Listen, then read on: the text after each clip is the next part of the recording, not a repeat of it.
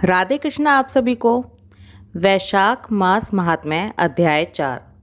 राजा अम्बरीश ने विस्मित होकर पूछा, महामुने, आप मार्गशीर्ष आदि पवित्र महीनों को छोड़कर वैशाख मास की ही इतनी प्रशंसा क्यों करते हैं? उसी को सब मासों में श्रेष्ठ क्यों बतलाते हैं? यदि माधव मास सबसे श्रेष्ठ और भगवान लक्ष्मीपति को अधिक प्रिय है तो उस समय स्नान करने की क्या विधि है? वैशाख मास में किस वस्तु का दान, कौन सी तपस्या तथा किस देवता का पूजन करना चाहिए? हे कृपानिधे, उस समय किए जाने वाले पुण्य कर्म का आप मुझे उपदेश दीजिए। सद्गुरु के मुख से उपदेश की प्राप्ति दुर्लभ ही होती है। उत्तम देश और काल का मिलना भी बड़ा कठिन होता है। राज्य प्राप्ति आदि दूसरे कोई भी भाव हमारे हृदय को इतनी शीतलता नहीं प्रदान करते जितनी कि आपका यह समागम। नारद जी ने कहा, हे राजन, सुनो, मैं संसार के हित के लिए तुमसे माधव मास की विधि का वर्णन करता हूँ। जैसा कि पूर्व काल में ब्रह्मा जी ने बतलाया था, पहले तो जीव का भारतवर्ष में जन्म होना ही दुर्लभ है। उससे भी दुर्लभ है वहाँ मनुष्य की योनि में जन्म। मनुष्य होने पर भी अपने अपने धर्म के पालन में प्रवृत्ति होना तो और भी ज़्यादा कठिन है। उससे भी अत्यंत दुर्लभ है भगवान वासुदेव में भक्ति, और उसके होने पर भी माधव मास में स्नान आदि का सुयोग मिलना तो और भी ज़्यादा कठिन है। माधव मास माधव यानी लक्ष्मीपति को बहुत ही प्रिय है। माधव यानी कि वैशाख मास को पाकर जो विधि पूर्वक स्नान, दान तथा जप आदि का अनुष्ठान करते हैं, वे ही मनुष्य धन्य एवं कृतकृत्य हैं।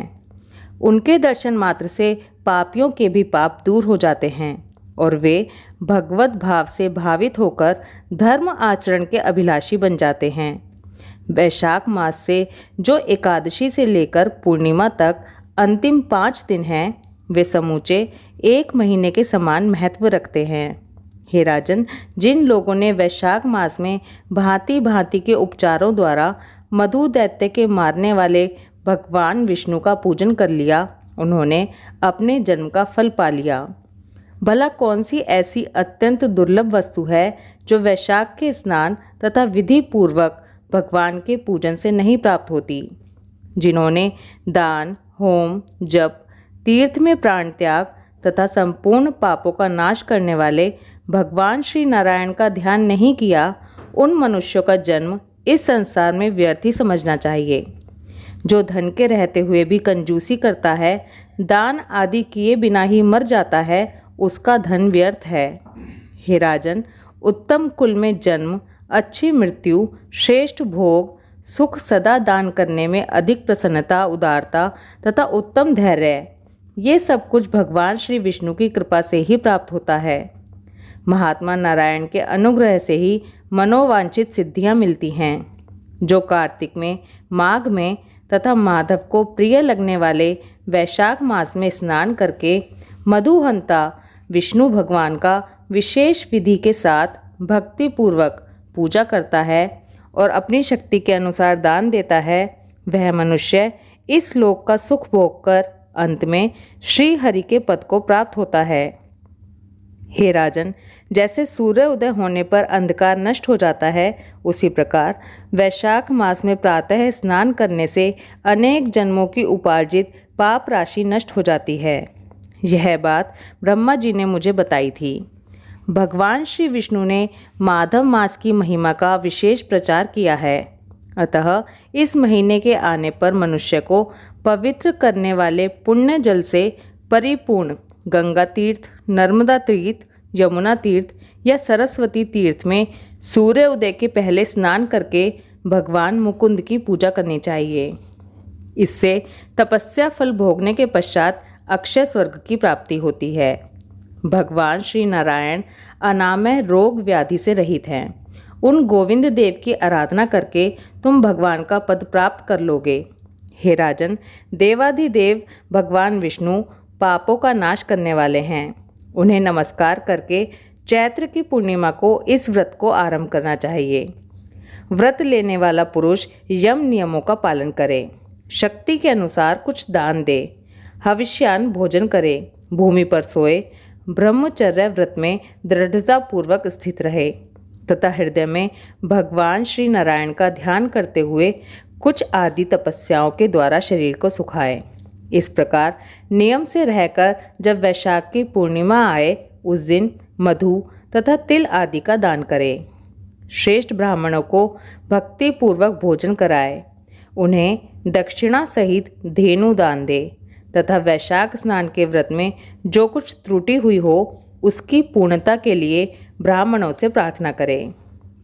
हे राजन, जिस प्रकार लक्ष्मी जी जगदीश्वर माधव की प्रिया हैं, उसी प्रकार माधव मास भी मधुसूदन को बहुत प्रिय है। इस तरह के नियमों के पालन पूर्वक 12 वर्षों तक वैशाख स्नान करके अंत में मधुसूदन की प्रसन्नता के लिए अपनी शक्ति के अनुसार व्रत का उद्यापन करें।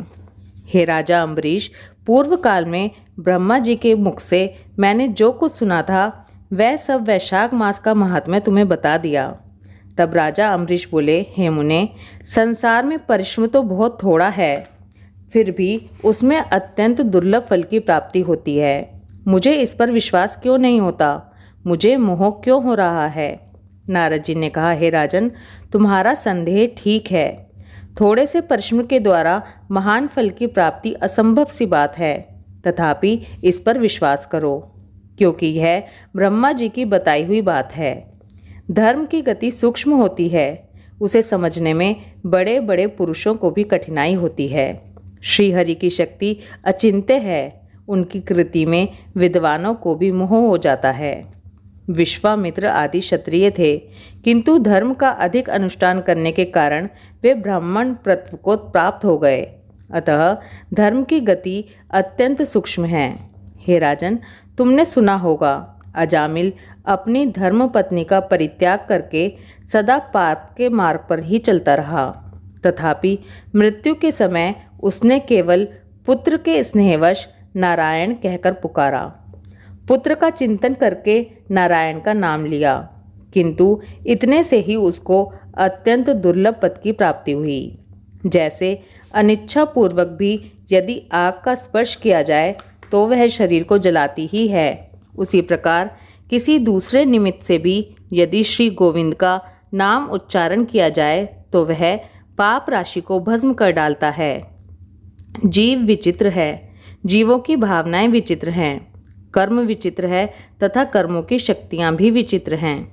शास्त्र में जिसका महान फल बताया गया हो वही कर्म महान है, फिर वह अल्प परिश्रम साध्य हो या अधिक परिश्रम साध्य है। चैत्र महीने की अमावस्या को बड़ी से बड़ी वस्तु का नाश होता देखा जाता है। खस आदि वस्तुओं से युक्त जल कुंभ का दान हो जाते हैं। ईश्वरों के लिए करता है के भक्त हैं, 96 श्राद्ध करने में किए हुए पुण्य निसंदेही मिलता है। युक्त भयंकर पातक तथा चोरी आदि पाप भी नष्ट हो जाते हैं। हे वीर, जिसके हृदय में भगवान श्री विष्णु की भक्ति है वह विद्वान पुरुष यदि थोड़ा सा भी पुण्य कार्य करता है तो वह अक्षय फल देने वाला होता है। अतः माधव मास में माधव की भक्ति पूर्वक आराधना करके मनुष्य अपनी मनोवांछित कामनाओं को प्राप्त कर लेता है। इस विषय में संदेह नहीं करना चाहिए। शास्त्रोक्त विधि से किया जाने वाला छोटे से छोटा कर्म क्यों ना हो, उसके द्वारा बड़े से बड़े पाप का भी क्षय हो जाता है तथा उत्तम कर्म की वृद्धि होने लगती है। हे राजन, भाव तथा भक्ति दोनों की अधिकता से फल में अधिकता होती है। धर्म की गति सूक्ष्म है, वह कई प्रकारों से जानी जाती है। महाराज, जो भाव से हीन हैं, जिनके हृदय में उत्तम भाव और भगवान की भक्ति नहीं है, वे अच्छे देश और काल में जा जाकर जीवन भर पवित्र गंगा जल से नहाता और दान देता रहे तो भी कभी शुद्ध नहीं हो सकता। अतः अपने हृदय कमल में शुद्ध भाव की स्थापना करके वैशाख मास में प्रातः स्नान करने वाला जो विशुद्ध चित्त पुरुष भक्ति पूर्वक भगवान विष्णु की पूजा करता है, उसके पुण्य का वर्णन करने की शक्ति मुझ में नहीं है। हे राजन, तुम वैशाख मास के फल के विषय में विश्वास रखो। छोटा सा शुभ कर्म भी सैकड़ों पाप कर्मों का नाश करने वाला होता है। जैसे हरि नाम के भय से राशि राशि पाप नष्ट हो जाते हैं, उसी प्रकार सूर्य के मेष राशि पर स्थित होने के समय प्रातः स्नान करने से तथा तीर्थ में भगवान की स्तुति करने से भी समस्त पापों का नाश हो जाता है। जिस प्रकार गरुड़ के तेज से सांप भाग जाते हैं, प्रातः काल वैशाख स्नान करने से पाप पलायन कर जाते हैं। ये निश्चित बात है। जो मनुष्य मेष राशि के सूर्य में गंगा या नर्मदा के जल में नहाकर 1, 2 या तीनों समय भक्ति भाव से के पाप प्रशमन नामक स्तोत्र का पाठ करता है, वह सब पापों से मुक्त होकर परम पद को प्राप्त होता है। हे राजा अम्बरीश, इस प्रकार मैंने थोड़े में यह वैशाख स्नान का सारा महात्म्य सुना दिया। अब तुम और क्या सुनना चाहते हो? वैशाख मास महात्म्य अध्याय 4 समाप्त। ओम माधवाय नमः। राधे कृष्णा।